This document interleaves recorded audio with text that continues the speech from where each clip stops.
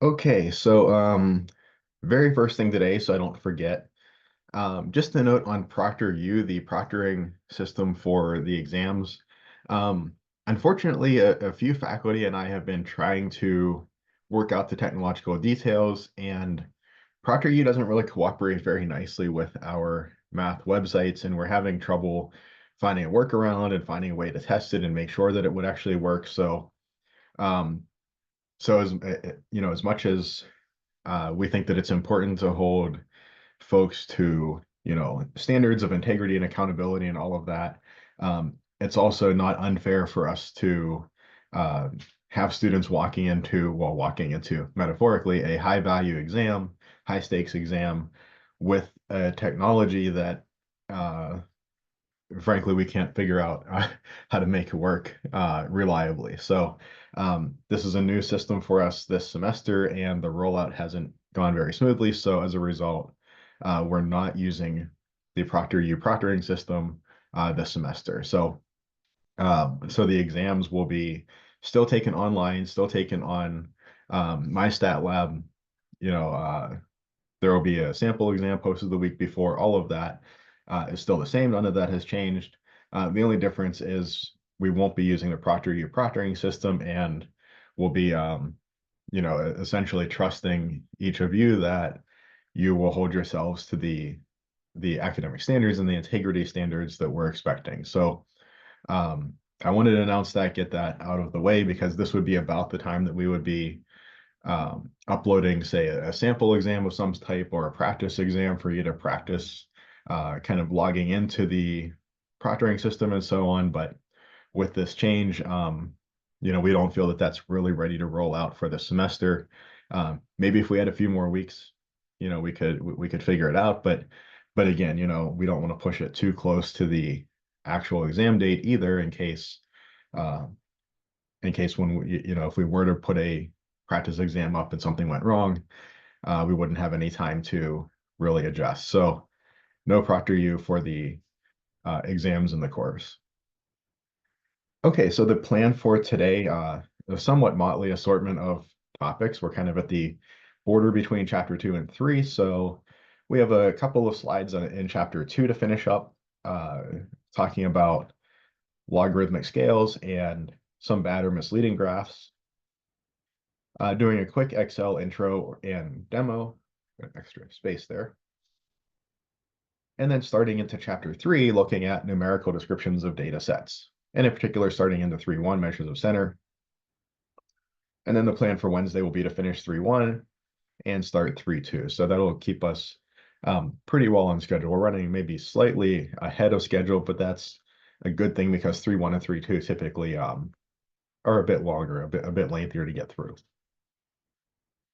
And our quote of the day today is from chess grandmaster Daniel Naroditsky. He used to post a lot on YouTube, but hasn't been so much anymore. Maybe he's doing more Twitch stuff these days. I liked watching his games and his streams. Really good chess content, also kind of entertaining. But the quote of the day is prosecute the advantage. So to prosecute means just to kind of push something forward. It's not always only used in the legal sense, although that's maybe where we're most familiar with that word, but push forward with the advantage that you have. And really, I think the idea here is that there's a difference between abstract and concrete advantages. So the kind of chess analogy is, one of the challenges with the game of chess, if you're not familiar with it, is you kind of have all of your like good pieces hidden behind all of these pawns. So in a sense, they're kind of protected, but also in another sense, they can't really do very much. Um, so the opening of the game, the first maybe say, let's say roughly 5 to 15 moves, really consists of kind of getting your pieces out from behind the pawns. So maybe in the opening you have a development advantage. Maybe you have more pieces out than your opponent. Maybe your opponent brought their queen out early and you were able to hit their queen with your knight and hit their queen with your bishop, and they're just moving their queen around while you're getting your pieces out. And that's an advantage. So you have a couple more pieces out than your opponent. That's an advantage for you. But if you kind of fall asleep at the switch and your opponent gets a couple more pieces out while you're shuffling pawns around or doing something silly, that advantage disappears. So it's kind of an abstract advantage, having, say, a development advantage like that. But if you can take that advantage of having, say, three of your pieces out versus only one of your opponent's pieces, maybe you could turn that into an attack and actually win a piece. Maybe you can win your opponent's, light squared bishop, and for the rest of the game, your opponent doesn't have a light squared bishop. That's a concrete advantage. So you've taken that abstract advantage, that kind of what could be a fleeting advantage of yours, and you've pressed forward with it. You've prosecuted that advantage and turned it into something more concrete. I think there's a lot of applications of this in life, but maybe the most applicable to students is you're studying. Most of you, most everybody at school is studying to get a degree, right? And now, don't get me wrong, a degree is in and of itself is a huge accomplishment. But as far as an advantage, it's kind of an abstract advantage, right? If you earn your degree in whatever field or career it is that you're interested in going into, let's say it's nursing. Well, if you earn your nursing degree, it doesn't actively do anything for you, right? If you want a career in nursing, if you want the purpose or the salary or whatever it is that goes along with that, you have to prosecute that advantage. You have to take that degree and you have to go out and market yourself and, find the job that you like, find the place that you want to work for, apply there, maybe even shadow there to kind of get an idea of what the place is like, get your name, uh, get people knowing your name, get your foot in the door a little bit before you apply. So you have to, once you get that degree, you still have to press forward. And maybe even that, 6 months to a year, kind of straddling when you get your degree, a few months before, a few months after, that might actually be when you have to push the hardest to turn that degree into something more concrete, a career, a lifestyle that you enjoy. So I think there's a lot of examples of this, but that's I think the most applicable to students. But recognize your advantages, try to play life towards your advantages, prosecute those advantages. But on the other hand, recognize your disadvantages as well and try to shore those up. So don't only play to your advantages and completely forget about your disadvantages. The places where you're weaker, work on shoring those up, but try to play your hand towards your advantages. Okay, so that's the thought, the quote for today.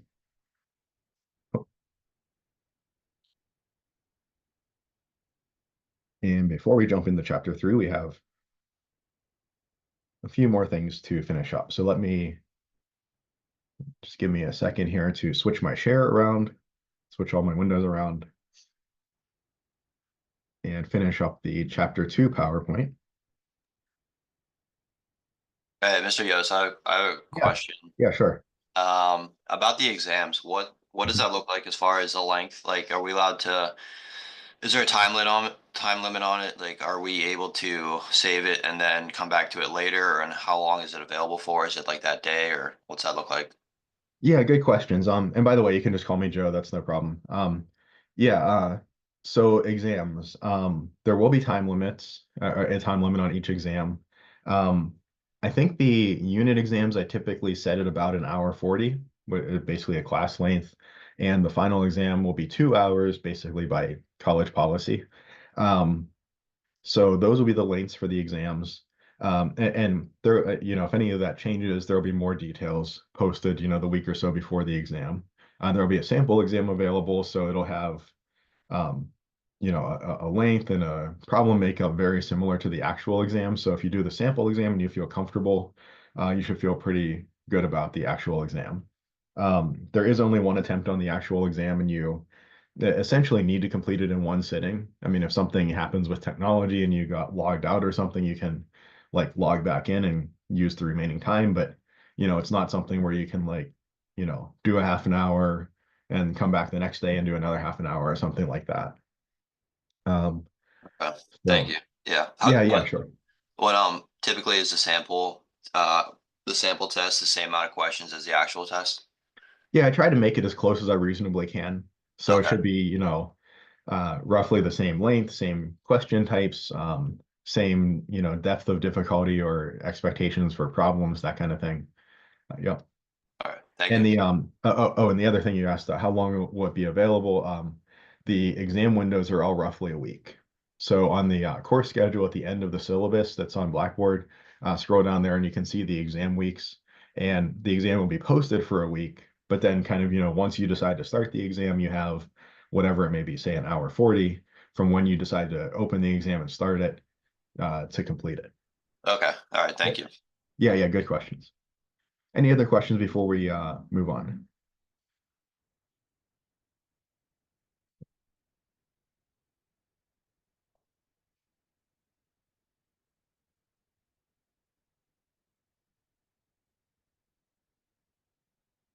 Okay, so we have just a couple slides to get through in chapter two. Really two main ideas. One is kind of a minor tangential idea, and that's dealing with logarithmic scales. And then the other is talking about kind of bad graphs. The way that we kind of wrapped up chapter one with misuses of statistics, we'll wrap up chapter two with looking at some misrepresenting or uh, graphs that can lead somebody to misinterpret data. I have a quick question about the tests. I'm sorry, I Sure. was I was a tad bit late to class. So are the tests, do we do them in class or are they an online thing that we do on our own? The tests are outside of class online. Outside. All Yeah. right, thank you. Yeah. Yeah, and just as a side note, a lot of these policies and things are in the syllabus and on the course schedule and all of that. So, if we're not in class and are wondering about any of this, a lot of the information is there. Um, and I know that it's, tough to keep track of it for all the different classes if you're taking five different classes or something and which policies go with which class. One thing that can really help with that is like if you have a notebook that you use for this class, probably a good idea to have a like dedicated, one notebook for each class or something. Just in the very front of the notebook, jot down, the relevant class policies, the things that, go through the syllabus, things you find interesting, things that stick out for you, and the exam dates. And that's just good to have so that you can kind of quickly reference like, oh wait, I think I have a stats exam coming up. Pop the front of the notebook open and it's right there. Yep. Okay, so we talked last time, just a quick reminder about scatter plots. And the idea with the scatter plot was we had for each say individual in the sample, we had two associated data values. So we might have one person that has a certain height and weight and another person has a certain height and weight. So we have two variables that are kind of coupled together. And we can treat that like an ordered pair, plot the ordered pair for each one of these individuals, and we get a scatter plot that might look something like this. And I mentioned this was output from a flow cytometer looking at immune cells, so CD3, CD4, and CD8 T cells. So that's what a scatter plot is.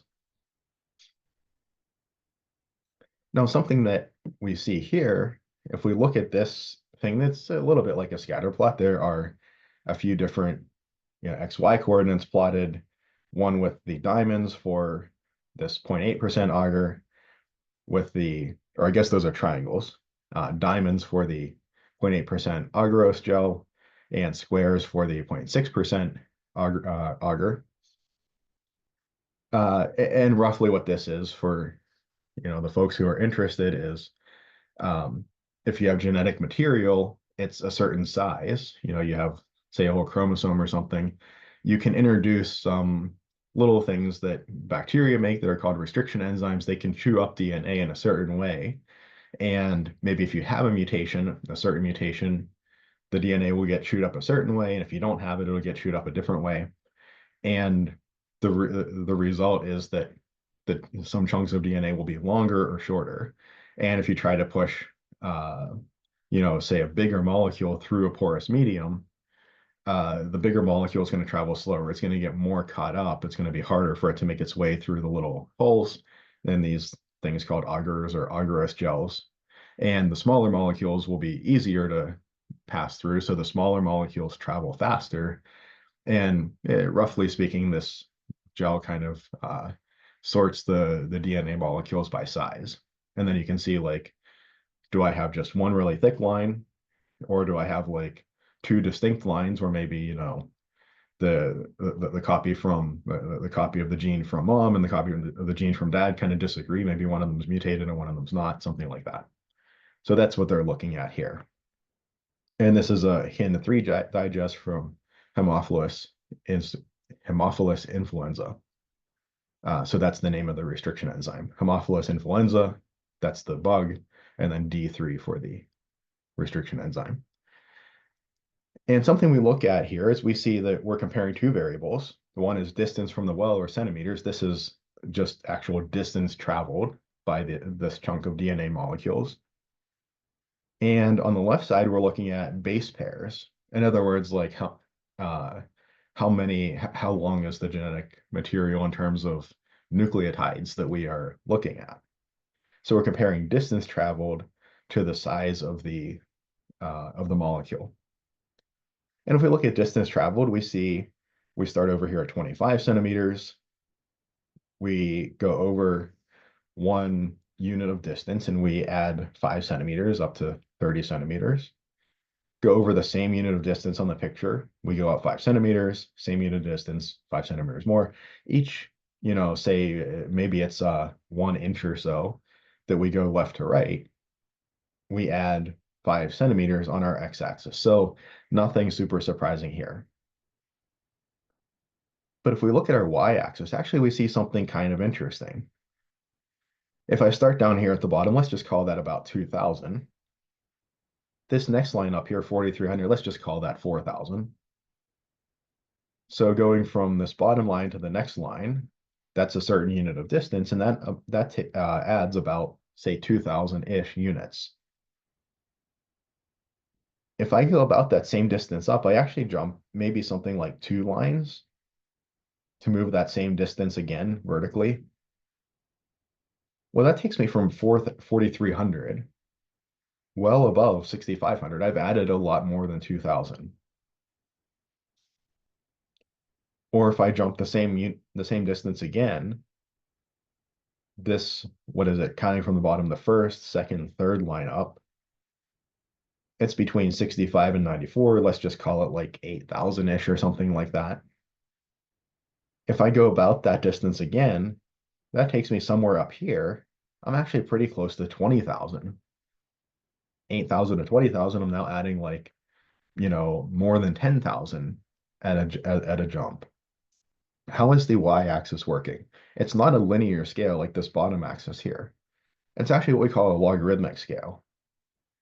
When we move a certain distance along the y-axis, say from the bottom here to the next line, that 2,000 to 4,000, we think of that as a doubling. We multiply by 2. We don't add a certain amount, but we multiply by a certain amount each distance we cover. And this makes more sense, right? If I go from this line here, this 4,000-ish line, up 2 lines, that's about the same distance vertically that I covered in my bottom to first line distance. That's about 4,000 to 8,000. And if I do the same thing, that takes me something like 8,000 to maybe 16,000. This is what's called a log scale, or a logarithmic scale.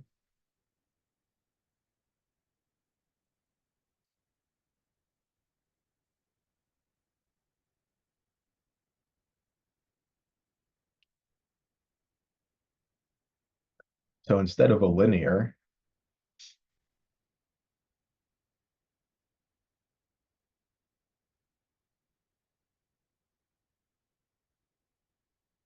if we have a logarithmic scale,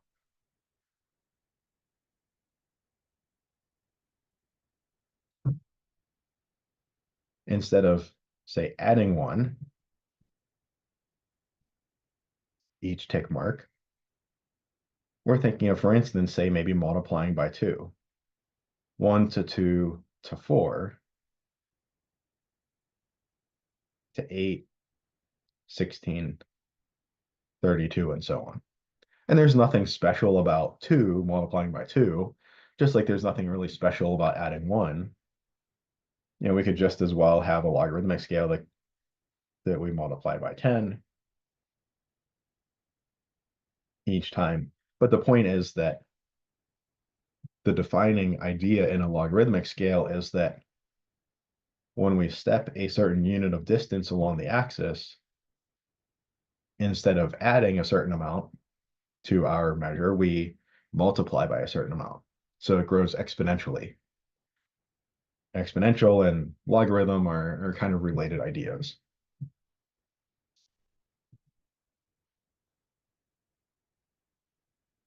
So let's take a little aside.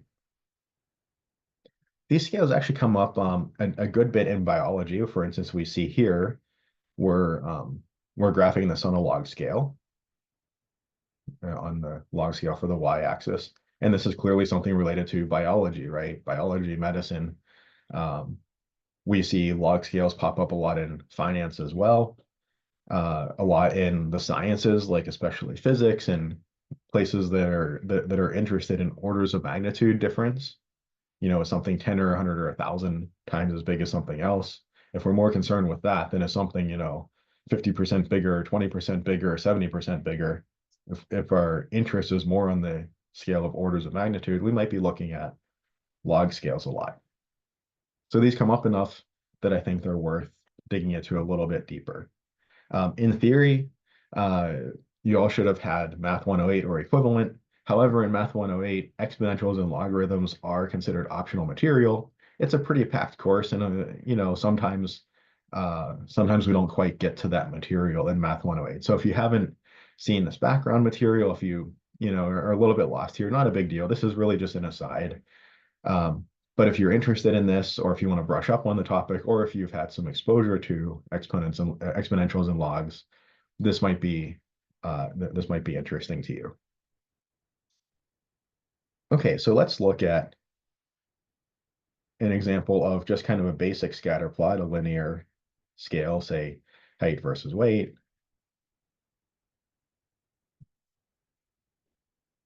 And just a standard linear scale.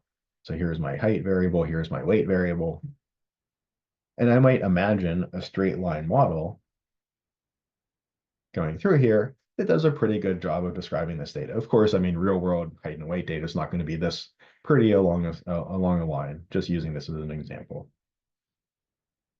And I might look at this and I might say, hey, this looks like y equals mx. And let's just pretend it went through 0. So I see that one variable is linearly related to the other variable. In other words, one variable is just a constant multiple times the other variable, at least according to my nice little model here, this nice straight line model. So this is a linear relationship, y equals mx. And we're actually going to see near the end of the course that we can figure out, what this constant ought to be. It's closely related to the correlation coefficient. So these models are nice to deal with, straight line models.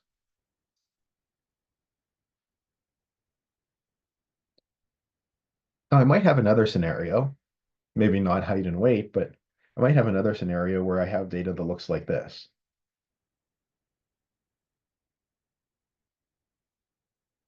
It's kind of clearly curving up. It looks like maybe a quadratic or an exponential or something like that type of function.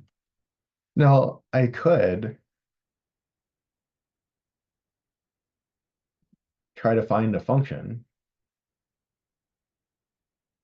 little f, so that the model y equals little f of x makes a good model and kind of fits the data pretty well. It turns out this is kind of a hard thing to do. Coming up with a little f, there's not really a clear way to do it. Should I use trig functions? Should I use exponential functions? Should I use polynomials? Something else, rational expressions, ratios of polynomials. There's lots of classes of functions that we could use to try to fit a model to this data. It's not super clear what function we should use. And I say, boy, it would be really nice if instead of this data being curved like this, if it kind of looked like a straight line. So I see there's a nonlinear relationship here. There's clearly a relationship between the data. If I know that my x my X value is somewhere around here, I've kind of restricted my Y value to being somewhere around there most likely. And if I know my X value is say around here, I've restricted where my Y value is likely to be to a different place. So there's clearly a relationship. It's not like we're trying to develop a model for two variables that are just not related to one another, but it's not a linear relationship. If I try to draw a straight line that does a good job of staying close to most of the data points, it doesn't seem to work very well. So if this is my variable X and this is my variable Y, one thing I might look at is kind of switching gears. I might say, well, what if I had a relationship that looked like Y equals A to the power X? What if my relationship looked like this? What if it was an exponential relationship? Well, a little aside to the aside, we have logarithms. These are functions again. If you don't have any exposure to logarithms, this is all going to look very strange. And this is really tangential material, so not super important for you to understand. But if you have some exposure to logarithms, you might say, oh, okay, I've heard of these before, and this is an area where these are used. If I have, say, the natural log of a to the b power, one of the things that logs do is they bring powers down in front. That's b times the natural log of a. So if I take the logarithm of something to a power, the power can come down in front. I can take the natural logarithm, for instance, of both sides,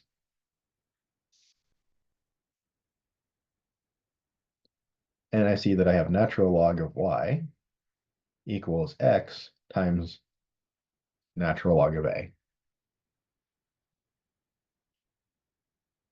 If I maybe set a variable, say little y, equals natural log of big Y, so in other words, I'm just going to go down my data set here. I have a data set that is index X and Y. So here's person one and their data, person two and their data, and so on. I'm just going to go down this column Y, enter in the first number in my calculator, hit the natural logarithm button. That's going to give me a different number. That's the log of that number. And I'll record that in another column.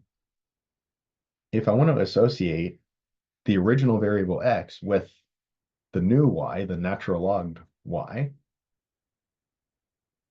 I actually see that little y equals, well, natural log of A is just a constant. This is just some number. Let's just call it K. Y equals Kx. Hey, this is a linear, I can spell linear relationship. One variable is just related to another via a constant multiple. But it's a linear relationship between log of big Y and the original X. It's only a linear relationship when I have the logarithm of big Y. That's the situation we're in here. We call this a semi-log plot because the X variable, the horizontal variable, is left alone. It's on a linear scale. It's on a 25, 30, 35, 40, a standard scale. But our vertical axis, our Y variable, is on a logarithmic scale. So we're relating one variable on kind of a standard axis, a linear axis, to a variable on a logarithmic axis. And if we look at these kind of relationships between size of the molecule and travel distance, we actually see that on this semi-log scale, on the semi-log plot, they kind of, roughly follow a straight line pattern. The yellow very nicely, the blue pretty nicely for a while until we get out here way to the right-hand side for the ones that travel at a really far distance. And then the red also pretty nicely. These follow a pretty nice straight line pattern for the most part. I might think that the distance, oops, I might think on the basis of this graph, maybe that the distance that a DNA molecule travels relative to its size, relative to its number of bases, is an exponential relationship. That if the number of bases, or that if the distance is longer, if X is larger, then Y, the number of bases, is going to be a lot smaller in an exponential manner, and vice versa.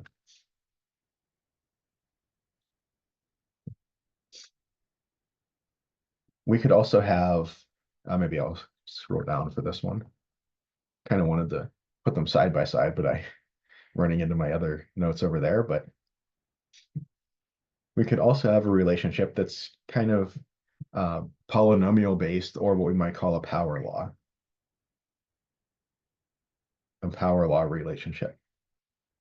Y equals X to the power A. What happens if I do my same trick here? If I log both sides, just to be clear, my A can come down in front of the log. That's one of the properties of logarithm.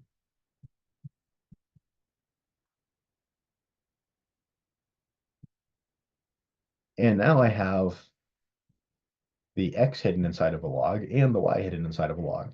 In other words, maybe I make little y log a big Y and little x log a big X. I would go down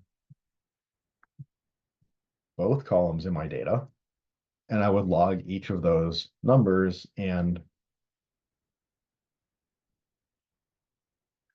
relate those two variables now.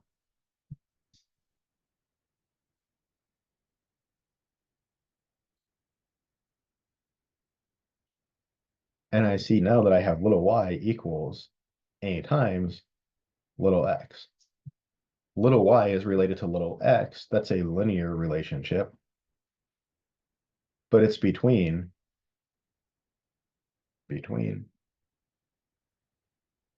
little y and little x, or between log a big Y and log a big X. So log-log plot is one where both the horizontal and vertical axes are log scales. If I choose to plot my data on a log-log plot, and I come up with something that looks like a straight line, that indicates that I've got a power law going on. And even nicer, if I get a straight line, I can find out the slope of that straight line, and that tells me what the power ought to be in my original relationship between the original variables. So the slope on the log-log plot is associated with the power that relates the original variables.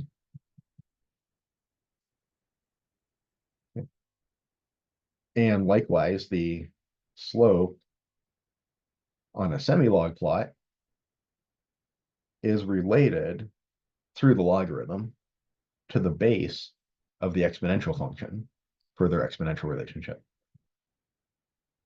So these log-log and semi-log plots are used all the time in finance and medicine and biology and chemistry and physics. You know, a lot of the more technical social science fields and a lot of the science fields use these plots, you know, whenever they're dealing with either exponential relationship or a power law relationship, so that they can get a nice linear picture, because linear pictures are easier to understand. So sometimes I can transform my original data, my big X and big Y, my raw data, I can transform it into a situation where not only am I able to graph it, but it makes the graph even nicer looking. I'm able to glean even more from that graph. And it makes the modeling a lot easier as well. So that I'm not just kind of searching around for some function that kind of, you know, roughly matches the data. I'm doing this in a much more systematic way, right? If I have data that looks like this that I see as nonlinear, I'll try two different approaches. I'll try to graph it on a semi-log plot and graph it on a log plot and try to come up with a linear model in each case, see which of those linear models is really works best. Okay. And that would give me an indication of whether I think it might be an exponential relationship, a power law relationship, or perhaps uh, I graph it on both of these. Maybe it doesn't look great on the just standard plot, and maybe it also doesn't look great on the log or semi-log plot, and I have a more complicated relationship. Well, now I kind of gotta I've got to do something that's a little more ad hoc. But this kind of first step approach for nonlinear relationships often gets you what you need. Okay, so a little diversion there, but this is a math course, and every once in a while it stops feeling like a math course for a little bit, but now I think we are back into it feeling like a math course. Okay, so wrapping up with a little bit less of a heavy topic, misleading graphs. And again, just like the caveat at the end of chapter 1, if somebody presents a graph that's misleading, that doesn't mean that they're doing it malevolently. So when you look at a graph, somebody has a graphical representation of data, look at the graph skeptically. Ask yourself if there's something misleading about it. Is it a proper representation of the data? Just because you trust the individual presenting the graph, or you think that they have your best interests at heart, or that your incentives are aligned with theirs, or that they're a trustworthy source, doesn't mean they didn't just make a mistake, right? So here's one example of a misleading graph. We might say, let's look at the revenue of Apple versus Microsoft. This was from a few years ago.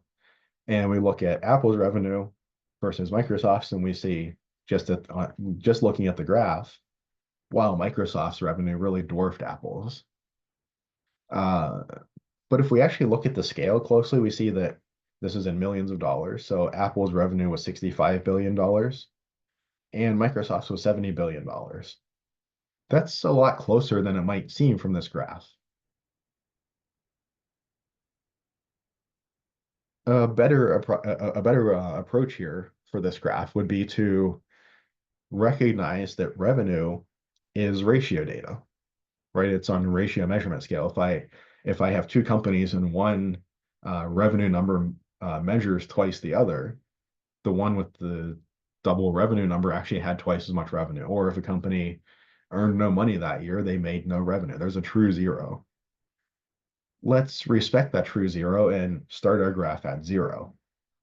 This is probably a more accurate graphical representation of the data that's going to be less likely to mislead people into misunderstanding the relationship between Microsoft and Apple's revenue. So starting at 0, good idea when we have ratio data. Here's another example. So this was a list of the top 10 most read books in the world. And if you kind of look through this, you say, okay, like it seems like there's 6 or 7 books over here that are all about the same level. Harry Potter maybe a little bit more, Mao Zedong a little bit more than that, and the Bible maybe about twice, 2 to 3 times the other ones. But actually, and to be fair, I mean, I removed the numbers from this in the article. The numbers were listed there. But actually, if we look at these numbers, 27, 30, 33, 43, they're about the same. But then 57, I mean, 27 to 57, that's actually like double, right? That's almost 30 to 60. But the heights are about the same. 57 to 103, that's again about double, but the heights look about the same. 103 to 400, it's 4 times. But the height of Harry Potter is only a little bigger. 400 to 800, again, double, but the height's only a little bigger. And 800 to 4,000 is 5x.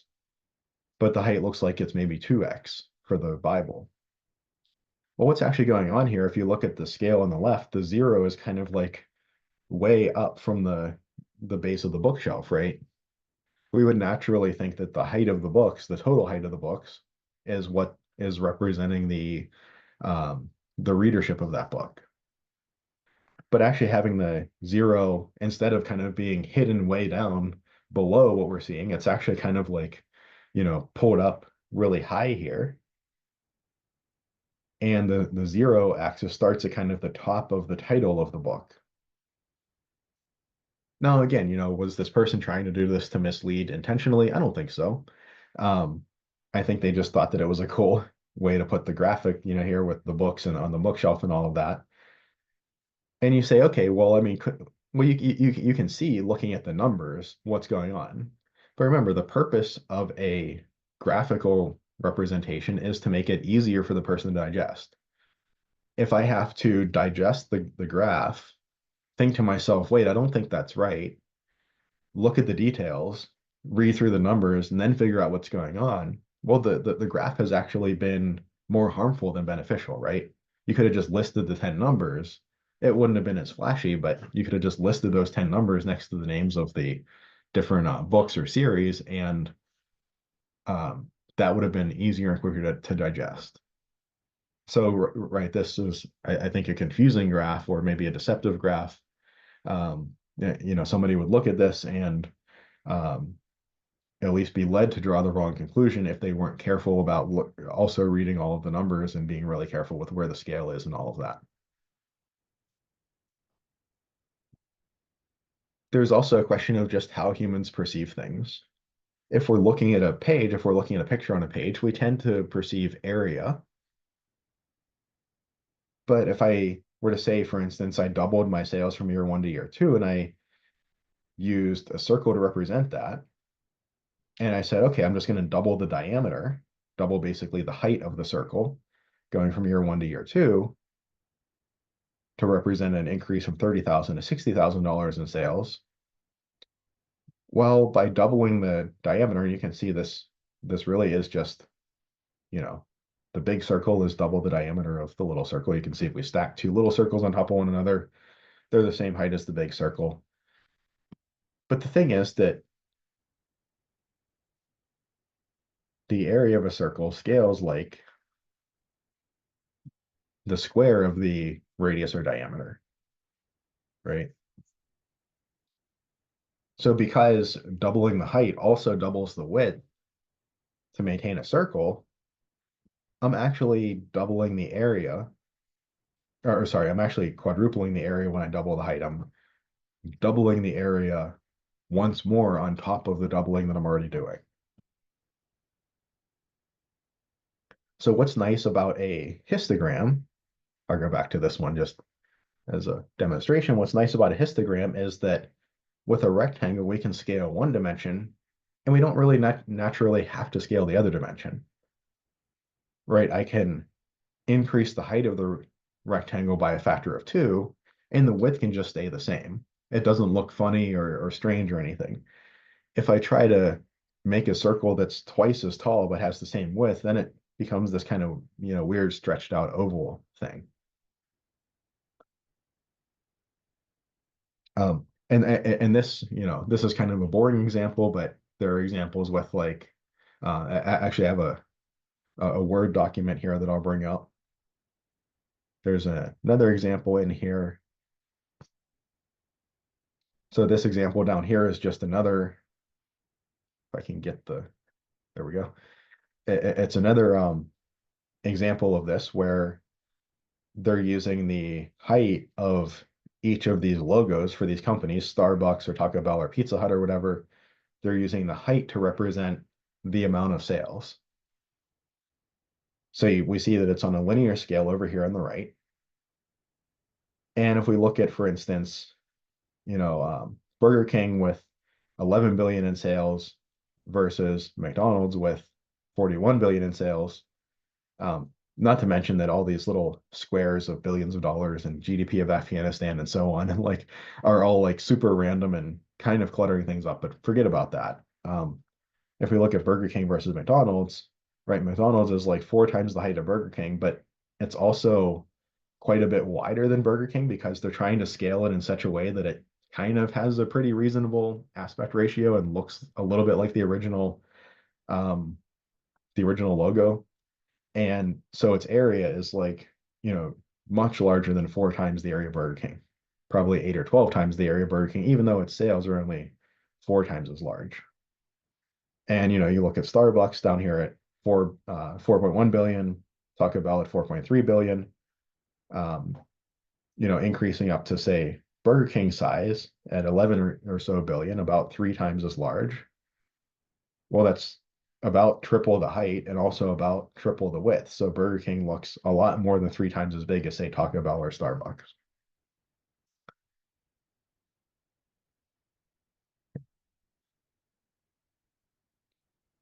Another example is something that comes up in time series often. So in time series, if our independent variable is time, one thing that we often have to really try hard to be careful about, I don't think people are just really naturally super careful about, it's a fairly technical thing, is the idea that over time, over a large span of time, we might actually be talking about very different things and not realizing it. So one example of this is like the S&P 500. We'll look at a picture of the S&P 500 and we'll see that, it'll actually look like the Great Depression was just a little minor blip in the market, and it'll look like the dot-com bubble and crash and the housing market bubble and crash were so much worse. It's like, why are these people complaining about the Great Depression? We've had it even worse, right? But really what's going on is we're comparing, say, $1930 to, say, $2010. And those, I mean, nominally it's the same unit, a dollar, but those are very, very different ideas of what a dollar is, right? Losing a dollar meant a very different thing back 100 years ago than it does today. So that's really what's going on there. If you look back at the early 1900s, they had $20 gold pieces that were worth $20 and that now are worth $3,000 for the gold in them, right? So, right, a dollar meant something very different back then. So even though we're graphing everything just on one picture and we're saying it's all denominated in dollars, those are actually very different units. It's not all that far off from, making a graph over 100 years and having half of the data points in degrees Fahrenheit and half of them in degrees Celsius or something like that, right? It's not as easily recognizable, but it's kind of the same issue. So this is an example from a previous stats book that we used to use, looking at leading causes of death for men 25 to 44. And you see it's over about a 10-year time span. And we see a couple interesting things here. We see deaths due to, say, strokes or accidents, well, strokes being about flat, deaths due to accidents actually going down. Are we getting better at treating accidents? Are people just not dying by accidents as much? Well, maybe we're getting better at, getting people to the ER faster and better at trauma surgery and so on. But also over, the last 50 years or so, we've gone from maybe a heavily manufacturing kind of production-based economy to kind of getting away from that, pushing those jobs overseas and moving more towards service, right? We'd rather dress up in a suit and tie and work in an office than work on an assembly line. So the types of jobs that we're doing now, we're just less likely to have accidents at work that are likely to be serious enough to cause death. We noticed that heart disease went down over that period of time, but we actually noticed that deaths from cancer went up over those 10 years, and actually deaths from HIV went up markedly. Do we think we're getting worse at treating cancer and worse at treating HIV over that period? Do we think we're exposing ourselves to say cancer or HIV at a higher rate? Well, maybe that could be an explanation, but another explanation could be detection, right?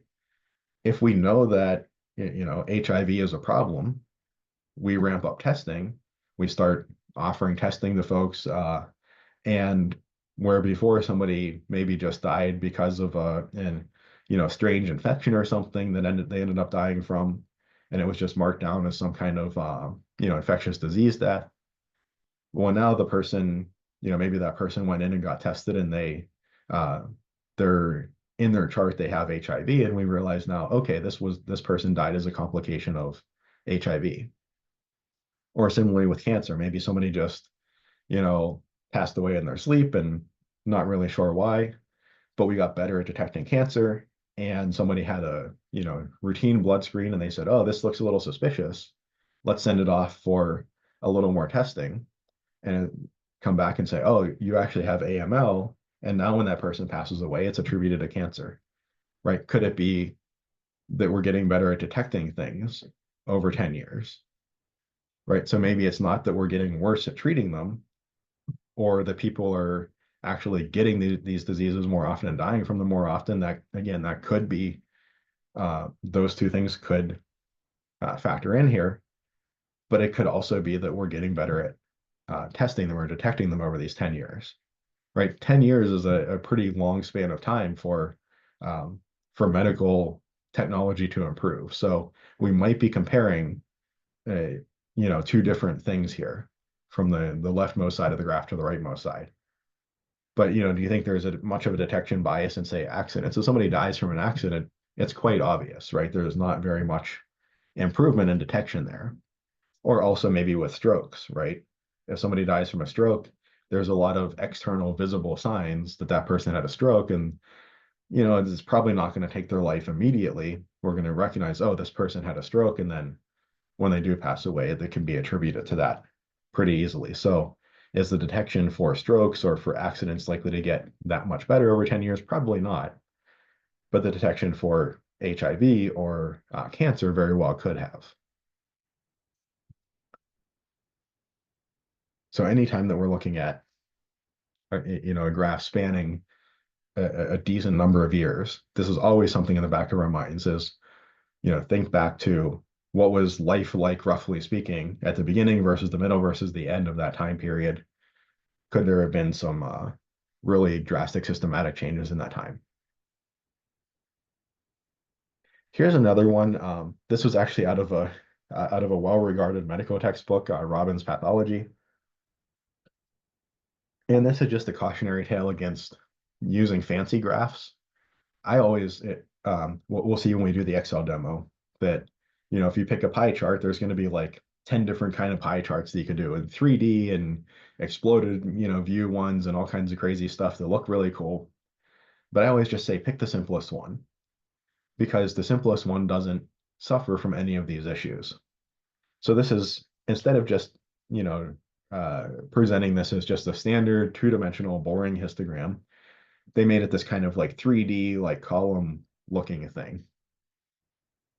And I was, leafing through this and reading through this material, and what this is presenting is two strata of patients, one group with no prior MI, no prior cardiac event, and another group with prior cardiac event, prior heart attack. And in each of those, they're looking at non-diabetics versus diabetics. And this was something like, I think these were folks maybe like 60 or older. They're something like 5-year risk of having a heart attack.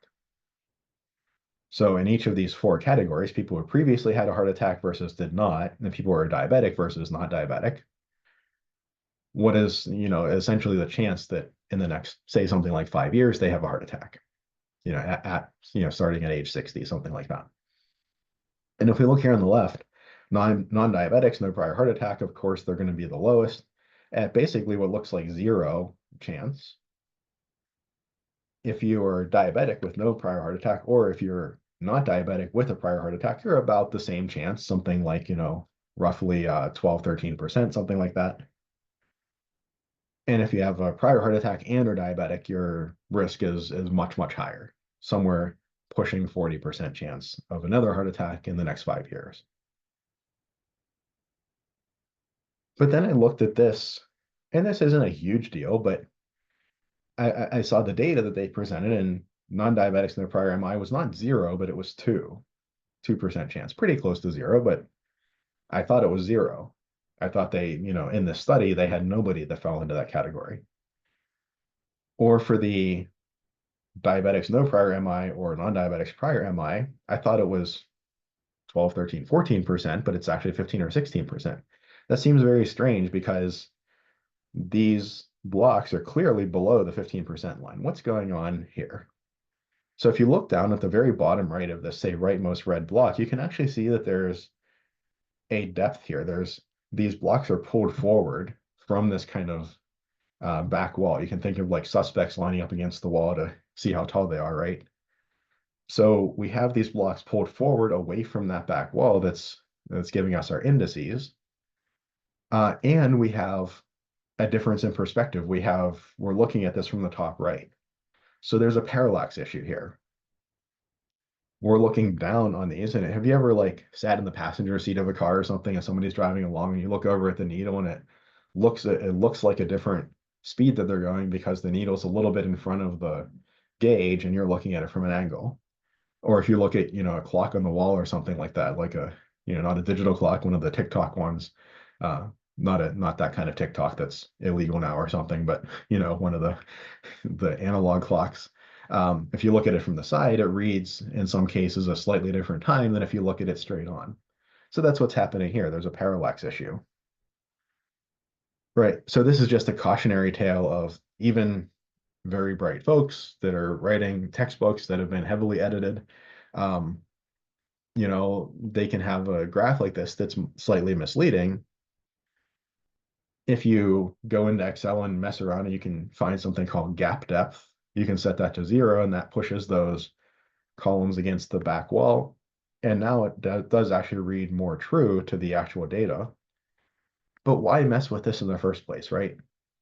If you just use your regular old standard histogram, it's the standard for a reason, right? Because it just works. It's not as flashy, but there are far fewer things to worry about. You could say the same thing with a pie chart, right? When you use the three-dimensional, like exploded out pie chart thing, where all the pie slices are like kind of separated from one another. It looks really cool. But then again, it's three-dimensional. You're looking at it from an angle. There's a parallax issue. The stuff that's further away, so to speak, looks smaller than the stuff that's closer to you. So there's you're trying to get an accurate representation of the data, and then you're inserting different weird perspective things that throw off your ability to see how big one piece is relative to another. It just doesn't make a whole lot of sense. So I would err on the side of the simpler versions of each of these rather than the more complicated ones. And the simpler ones, we'll see when we click the drop down for, say, pie chart, just pick the one on the top left. That's like the standard basic one that has worked well for, I don't know, 50 or 100 years or however long they've been around. And just pick that one, right? We don't need all of these super crazy looking fancy pie graphs. Okay, any questions on anything so far from chapter 2? So that was the chapter 2 PowerPoint. Let me switch things over here and we'll jump into Excel next. So give me just a second to get everything reconfigured.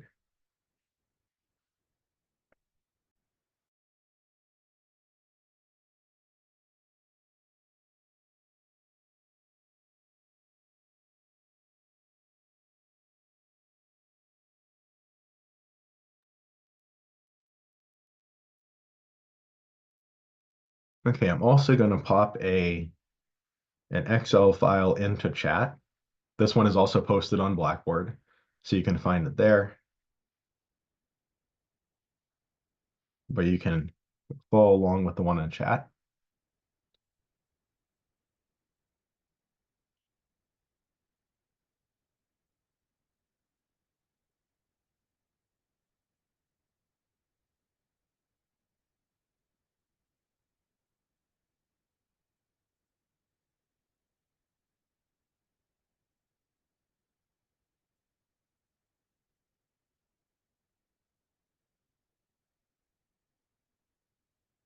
Sorry, now that everything's switched to Office 365, my Excel seems to take a while to start up, but it's looking good now.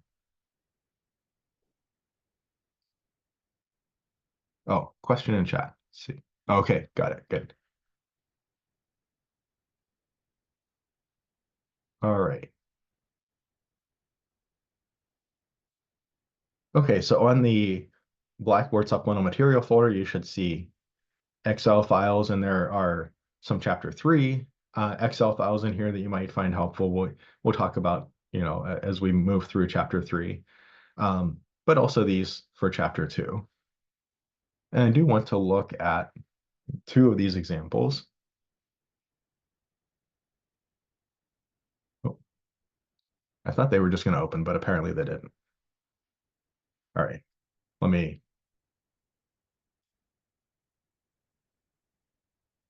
open these. Let's see, where do I need to go to get to these?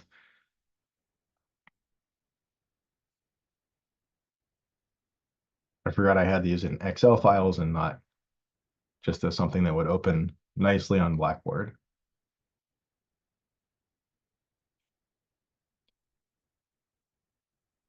All right.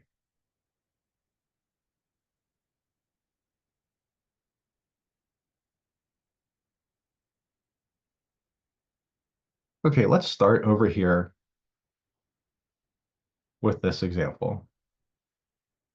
These columns are a little wonky, but so here we have 2 data sets. We have one data set on last digits of weights, and this is something that stats textbooks talk about sometimes, and it's kind of an interesting idea. Um, we just have a report of, say, in this case, 50 people. We have 2 rows and columns A through Y, so 25 columns. There are 50 data points here. So we had 50 people, we have their weight data, and we're kind of curious. We don't have a lot of information about how this data was gathered. We're curious whether we think that it's reported, whether somebody just, walked up and asked people, how much do you weigh, and write it down, or whether they actually had them step on a scale and recorded it. So we're going to look at the last digits of the weights. Maybe this person was 135 and this person was 200 and this person was 191 or whatever, right?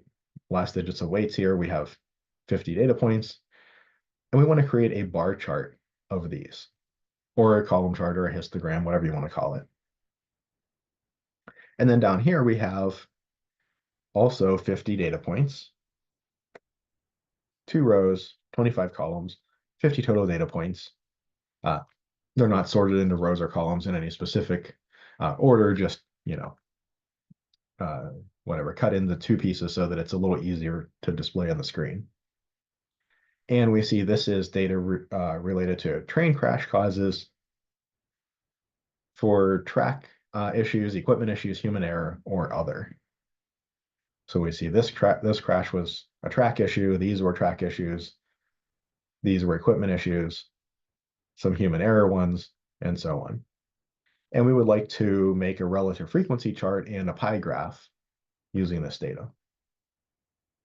So we're going to do this kind of roughly speaking by hand. We're going to use Excel to help us a little bit. But I want to start looking at these. Well, if I think about this data,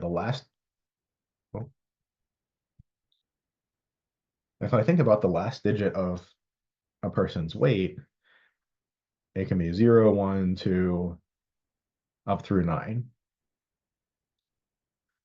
There is a natural ordering or ranking here. Although, we could argue if it's just the last digit, maybe there's not so much of a natural ordering. So we might be able to debate that, but I at least don't think it's going to hurt anything for us to list these in order 0 through 9. Would I want to group these together though? I might be a little hesitant to group them like 0 and 1, 2 and 3, 4 and 5, and so on. Might be a little hesitant to group them because I'm not really sure how strongly that natural ordering or ranking would actually apply here, right? Somebody who weighs 200 pounds would have an end digit of 0, but somebody who weighs 119 pounds would have an end digit of 9. Like, that doesn't seem to relate to the, say, weight that we're measuring. If we were just recording their actual weight, then that would clearly have a natural ordering ranking. Maybe not so much here. So I think what I'm going to do here is I'm going to treat this like kind of categorical.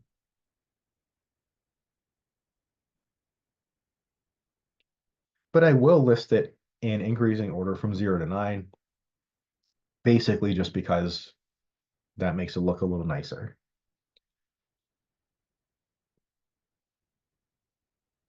So I'm going to come over here and I have my classes 0 through 9. And I'll go ahead and count the frequency of each of these. Now I'll do one of these actually by hand, and then we'll have Excel kind of help us with the others. So I have counting the zeros. There's 5. Whoops. There's 10.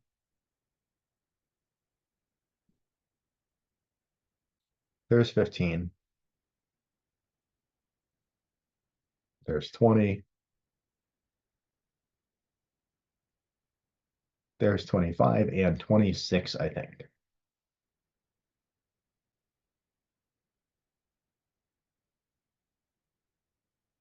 So one nice thing about Excel is that in each of these little squares, or they usually look like they're about this size, I resize them so the data look a little better. But in each of these little squares or rectangles, each one is called a cell. So this, for instance, would be cell H1. It's in column H, row 1. This would be cell C8. I can basically type whatever I want in there. I can type numbers, I can type characters, and so on. I can even type, if I type a number like 5, it comes in as a number. If I type a letter like A, it comes in as a letter. You can kind of tell that Excel is thinking of A as like text or a character because it's left aligned, where the number 5 is right aligned. So Excel is kind of thinking of that like a number. I could even ask Excel to do calculations for me. If I do something like 5 plus 7, well, I actually noticed that that's left aligned. So Excel is just thinking of this as a string of characters. It's just basically thinking of this in essence like saying, place these pixels in this place on the screen. So this doesn't really have any mathematical meaning to Excel yet. If I want Excel to do a computation, I start off with the equal sign.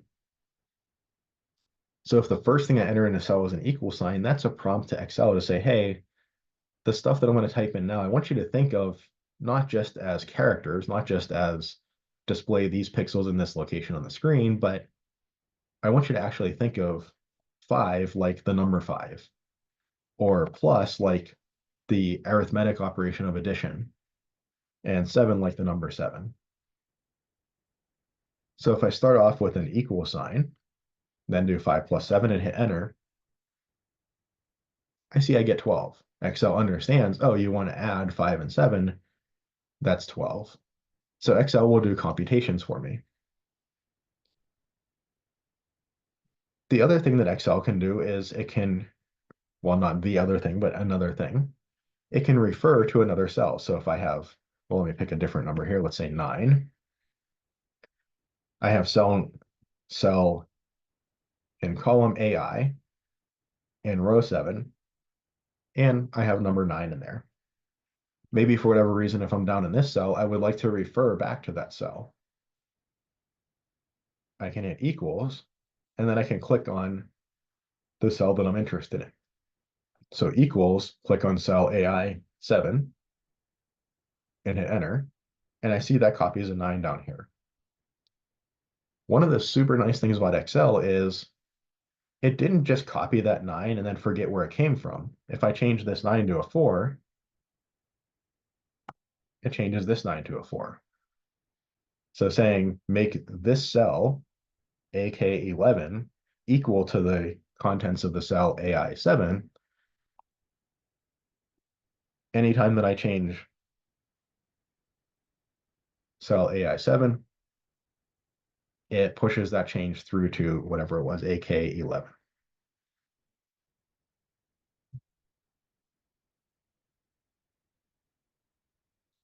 I could even ask Excel, for instance, to add together the contents of 2 cells. Again, provided that makes sense. If I had the letter A and the letter C in here, I wouldn't really know what to do. But if I say add the contents of cell AI7 and cell AI8 and put that in this cell AK11 equals AI7 plus AI8, hit enter, 6 plus 3 is 9. Now, if I did something goofy, like tried to add a letter and a number together, Excel doesn't really know what to do. So it gives you one of these hashtag issues. That's an error code, so hashtag value, or sometimes it says like hashtag REF for reference, like it doesn't, you're trying to reference something that doesn't know how to reference. You're trying to like refer to a cell that refers to the cell that you're using or something like that, or maybe a circular reference, something like that. But I can hover over the little yield sign exclamation point here and it says a value used in the formulas of the wrong data type. So that gives us a bit of a clue on, it can give us some ideas how we can fix it. But if I switch this to say 4, well, now 4 plus 6 is 10. As a reminder, there's information on Excel in the book. We're doing kind of a crash course, as we're going through this course. And you can always Google things about Excel, if you forget, how to type a formula in Excel, just Google Excel formula and you'll come up with web pages that have the answer you're looking for. And if you want something a little more structured, a little more kind of like linear, that'll, walk you through all of this stuff in quite a bit of detail, on the useful websites tab, there's that Coursera course. Again, you can take it for free. Just click the audit this course option when um, I wouldn't pay the money. I don't think, paying the money and getting a certificate is going to really benefit you at all, but you can just audit it and you get access to like the recordings and the exercises and so on. So if I want Excel to do a calculation for me, I start with an equal sign. Excel also has a bunch of built-in functions. Let me kind of come back over here so that you're usually not dealing with 2-letter columns. So we'll look at columns that are a little more standard. So if I'm down here in cell, say H21, there's no, it's not that important what cell things go in. I want to be clear about that. It's a little bit like if you just have a, a notebook that has like those grid lines on it. And I said like, okay, draw me a graph of y equals x squared. You could kind of draw it at the top left of your paper or the top right or in the middle, or it's still the same graph, right? If I decided to input my entry at cell H21 and you decided to do yours at cell L15, we're essentially going to get the same answer. Obviously, if I'm trying to do something with, say, this particular data set, well, I need to use those particular cells. But if I'm just, asking Excel to do a computation for me, it doesn't much matter where I started. I pick a cell that feels nice to me and start there. Just like my personal preferences, I usually don't, like if I just had a data set, I probably wouldn't start it at the very top left. That just feels a little crowded to me. I'd put, maybe a header up here or just an extra row or something as buffer. But okay, so we come down here. And so maybe, again, if I just do equals 9, for instance, that returns the value 9. But maybe I want to use a built-in function in Excel, something a little more complicated than just like addition or subtraction or something like that. As a little aside, the multiplication sign is Shift-8, the asterisk. So if you're ever trying to figure out, wait, how do I multiply? It's not like 9 letter X 4 or something like that. It's asterisk, 9 times 4. What if I want to do something a little more complicated? Well, Excel has a bunch of built-in functions. So for instance, I could maybe take a square root. If I start typing SQR, you see when I type equals, remember we want Excel to compute something, we better start with equals. I start typing S and it starts narrowing down. You can see there's a lot of built-in functions that just start with S. Q, RT, returns the square root of a number. Maybe I want to square root 9 to get 3. Now, these functions act kind of like standard algebraic functions, right? If I had f of x equals, equals square root of x,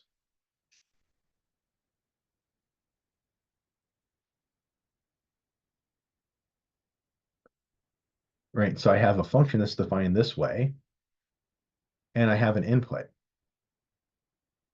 That input goes inside of parentheses. The only difference really here is that instead of our function being called f, instead of its name being f, well, it's just named sqrt. That's like the name of the function instead of f. And then we want to put 9, the input, in parentheses. So I have equals sqrt, parentheses, 9, end parentheses. Hit enter and I get 3. So I can do something like, say, square root a number. Excel has a ton of functions that help with statistical things. One, for instance, is count. It counts, as it says here, the number of cells in a range that contain numbers. What do I want my input to this to be? Well, I don't want to input a number like 5. I want to input cells. So if I selected, say, these 9 cells, from A5 down to C7, there are 9 cells selected there. How many of those have numbers in them? Let me end my parentheses.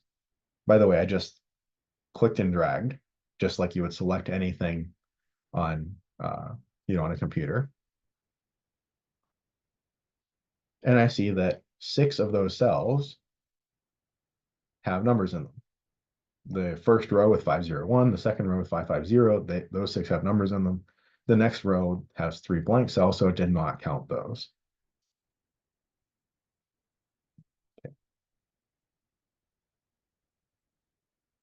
Or I might want to count my entire data set.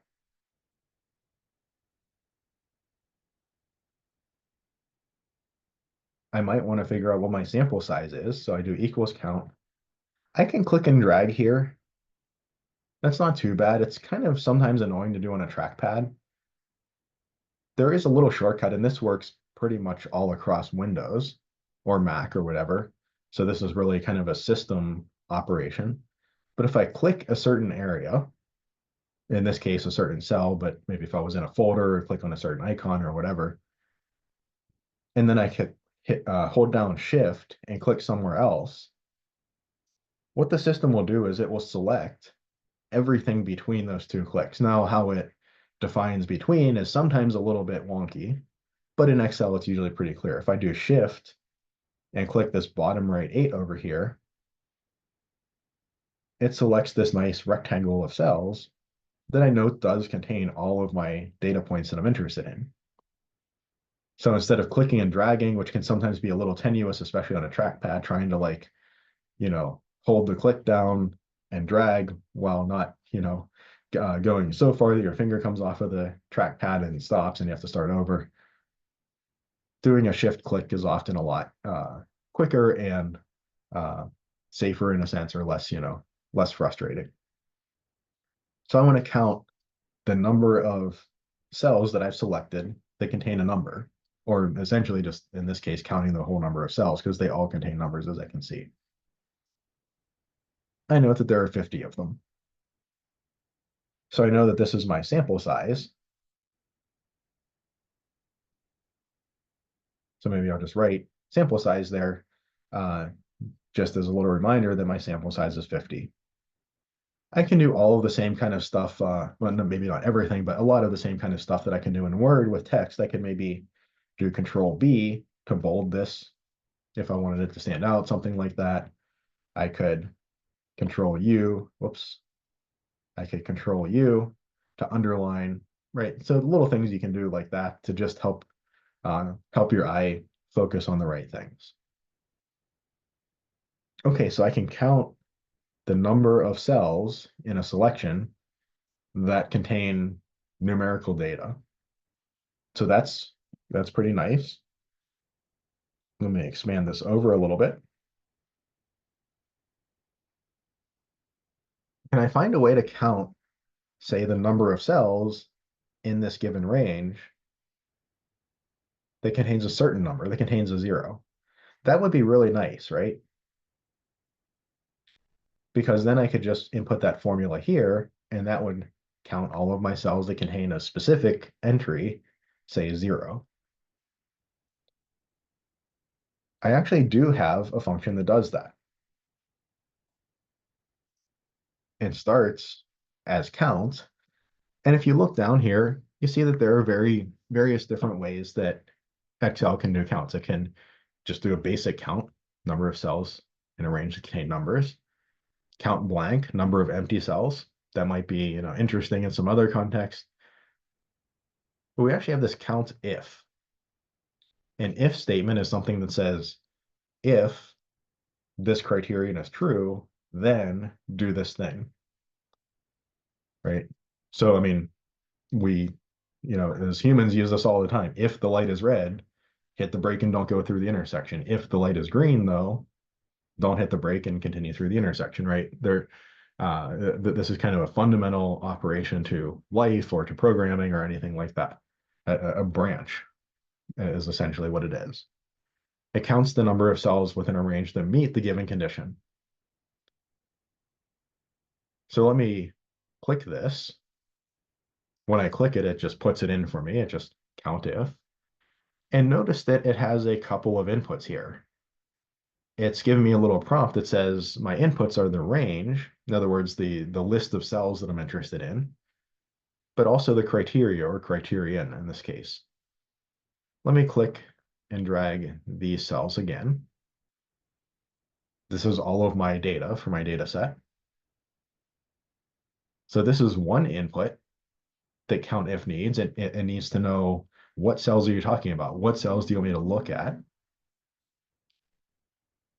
Then I separate with a comma to give it another input. The other input I have to tell it is, what pattern do I want you to match? What number do I want you to look for? Let's have it look for the number 0. I'll cross my fingers and hope that when I manually counted the zeros, I did them right.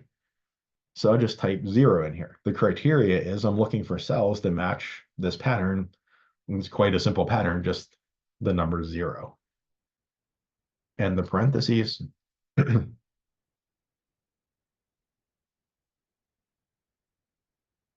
So this is the number of zeros, and indeed we do see that we have 26 zeros. Our frequency of class 0 is indeed 26.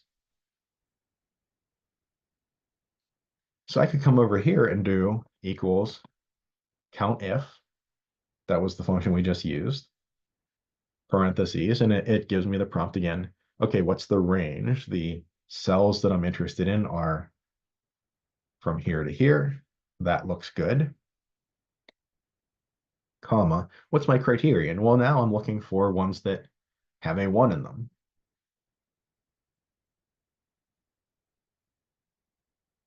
And I could have counted that one a lot easier than the zeros, but that's my only data point that has that is 1. And I could continue down the rest of these cells here. Note that I have a total number down here that uses the sum function. It's adding up all of the frequency data. I know that my sample size is 50. After I finish my frequency distribution here, after I get the number of 2s and number of 3s and all the way down to the number of 9s, right? This better equal 50, right? Otherwise, I have some kind of error in my code. I've either double counted some numbers or missed some numbers or some data points or something like that. Of course, it doesn't equal 50 yet because I'm still working on my frequency distribution. Okay. Now, one of the super nice things that Excel does. So as an aside, you can just manually type in this equal COUNTIF, select the data, do the number 1, and then do the same for 2, 3, 4, 5, and so on. You could even really just copy this, use Control-C, come down to the next cell, Control-V to paste, change the 1 to a 2.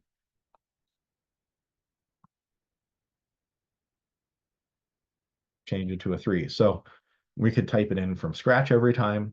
We could kind of copy and paste. You have to be a little bit careful when you copy and paste because sometimes Excel tries to outsmart you and do something you don't quite want it to do. Most of the time when it tries to be smart, it actually is pretty smart and kind of does what you want it to do. But there is a little bit of a learning curve as to what Excel is going to cooperate with you on and what it's going to kind of fight you on.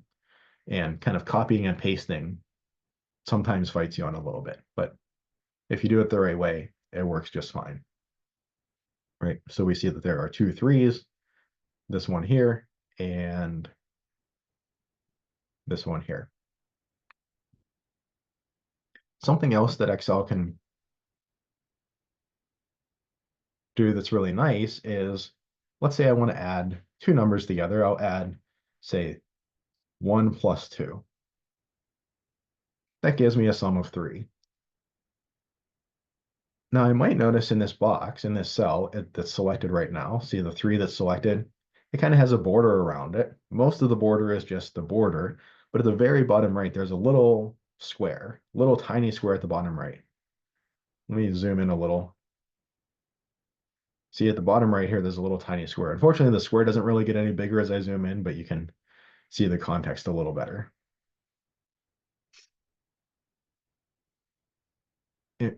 When I hover over that square, my cursor turns from a big white plus into a little black plus, right?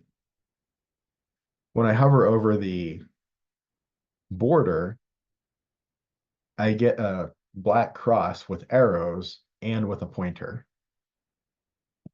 We don't want to be there, but if I hover over that corner, I get just a standard straight black plus, black cross. If I click here and drag down and let go, notice that Excel actually, when it looks at formulas that have cells entered, it kind of by default thinks of those cells by relative reference. In other words, it says the cell that we're inputting into now, N15, the first number I want to add is 2 to the left and 1 up. And N16 is just 2 to the left. So this cell wants to add the number that is 2 to the left and 1 up to the number that's just 2 to the left. It brings that relative reference down when I copy down. N16 now, the number 2 is 2 to the left and 1 up, and N17 is 2 directly to the left. So it's adding 2 plus 3 to get 5. Or next, it's adding 3 plus 4 to get 7. So when I have a cell reference and I copy the formula down using this little plus, it thinks of it as a relative reference. It says, I want to find the cells that are in the same relative position to the cell that I'm going to be in and work on those cells.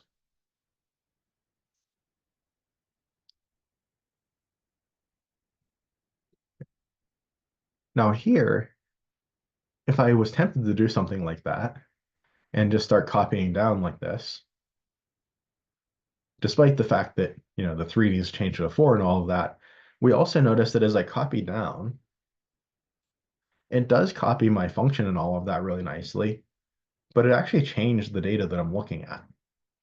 It shifted all of the data down as well by 1 unit because it's trying to keep things relative to the place that this cell is. We don't want it to do that. So often what I want to do is, let me just delete these. Instead of referring to cells directly like this, that can be kind of troublesome for reasons like this one. Oops. If you ever mess up, here I accidentally clicked somewhere instead of hitting enter or escape, just hit escape. That just undoes whatever changes that you accidentally made. So, oops, I didn't mean to do that. Hit escape. That returns it to where it was before. Unfortunately, escape is also the key that makes the Zoom window kind of reappear for me. So half the time I forget that. And if I have my Zoom window hidden, my little Zoom toolbar, then I hit escape and it brings Zoom up instead of doing it on Excel. And then I have to hit escape again. But But okay, so right now I'm referring to these cells directly by their names, but I'd like to be able to copy down and not have to go and, remess with the list of cells to get them correct. I'm actually going to give these cells a name. I'm going to select this whole group of cells. And one thing that I might notice is when I have one cell selected, like E8, up here on kind of the top left, just above the A, there's an E8. That's the name of that cell. Or K1, that's the name of that cell. Or AA3, column AA, row 3, that's the name of that cell. I can actually rename a cell or groups of cells if I want. I'm going to select this group of cells, and this is my weight data. So I see that it's indicating I've selected 2 rows by 25 columns. I'm actually just going to click up there in the name box. It's showing A5 because that's kind of where this starts. And I'm going to name it something descriptive like weight, or maybe weights. And I'll hit enter. And now I see if I come up here and if I type in a name like A1 and hit enter, it takes me to cell A1. Or if I type a name like H8, it jumps me to cell H8. If I type in the name weights and hit enter, it knows that that's the name of this group of cells. Why is that nice? Let me double click on this cell. We had our count if, and we had just kind of basically manually selected our data. But what if I call it weights instead? And you see it remembers that I have right? It remembers that I have a weights group of cells here. So even if I start typing it in, I see that if I forgot weights, that I call that weight or weights, well, Excel remembers and will list it in that drop-down list for you to pick. So first of all, if I just refer to the cell group as weights, and I'm looking to count the number of threes there, it still works the same. Works just the same as it did before.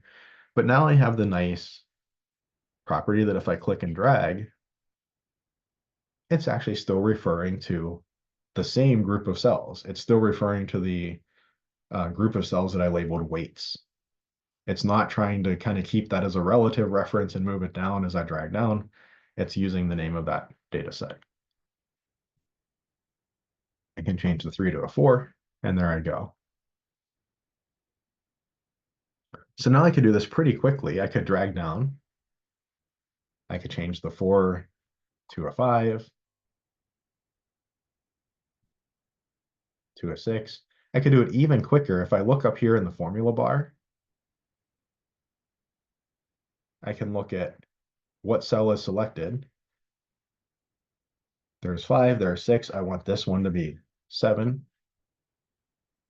8, and 9. So I can actually do this pretty quickly. I see I do get my total frequency being 50. My whole sample size, that checks out. So I can get a frequency distribution pretty quickly using the COUNTIF function and naming my data set. I can drag down and then just change the pattern that I want to match for each of my frequencies. If you wanted to do something a little more advanced, I think this is, the kind of upper level of what I would expect for anybody in this course. But I know there are some folks who are going into like IT, computer science, data analysis. If you want to do something a little bit more advanced,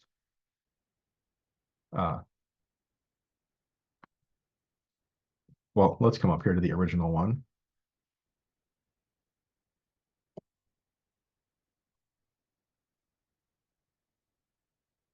So we'll count if weights, and then my criterion, instead of hard coding in a number like 0, 1, 2, 3, that's kind of annoying because when I drag it down, I have to change it every time. I can actually refer to another cell. The first thing I'm going to do is put in an empty string. Well, let me actually, I think Excel has gotten smarter. let me see if I can do this. Unfortunately, in some senses, it's gotten smarter, and in some senses, it's gotten dumber, because these days, if you want to refer to a cell that's directly to the left where you're typing in the formula, it actually covers that cell up so you can't click on it, which is super annoying. But so I want to count if, I want my range to be weights, and I want to match what's in cell, in this case, AB3. So I'm just going to type in AB3. I would normally click on that cell over there, but it's hidden behind the text that I'm typing in, so I can't actually reach it. Minorly annoying. And if I hit enter, I noticed that it actually counted the number of zeros, 26, because 0 was the pattern in cell AB3 that I'm looking to match. For some patterns, like if it's not numerical especially, sometimes you have to do this kind of strange syntax where you put in an empty string and then an ampersand to kind of append what's in a certain cell to the empty string. So that's why it's a little bit annoying sometimes. But for folks who have done some programming before, this might make a little bit of sense. You're taking an empty string and you're kind of appending to that the reference, uh, the contents of the reference cell AB3. What's nice about this is if I click and drag, I don't actually have to change a darn thing, because the correspondence with 0, when I drag down 1, becomes a correspondence with 1, or with 2, right? My frequency count is looking to match the pattern that is one cell to the left of it all the time. I want that to happen. One thing that I see here, I have a frequency distribution. I still have a total frequency of 50, which matches my sample size, still looks good. And I see that I have a frequency distribution that I can use to make a histogram.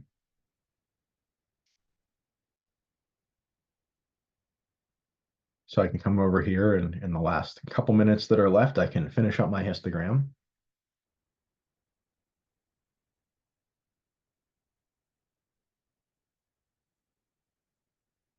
Let's say 4.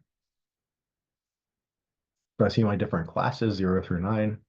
My frequency is going anywhere from 0 up to 26. So maybe I'll use, say, increments of 5.